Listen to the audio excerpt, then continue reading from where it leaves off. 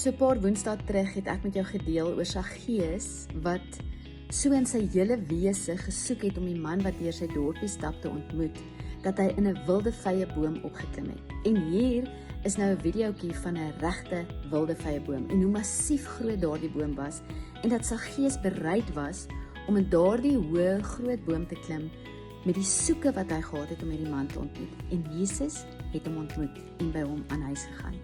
En vandag wil ek graag met jou 'n gedeelte deel in Markus 2 vers 1 tot 12 waar ons die storie lees van die verlamde man wat eintlik niks kon doen om by Jesus uit te kom om hom te genees nie, maar hy het vriende gehad.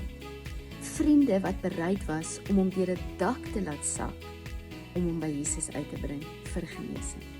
En ek wil jou vandag challenge.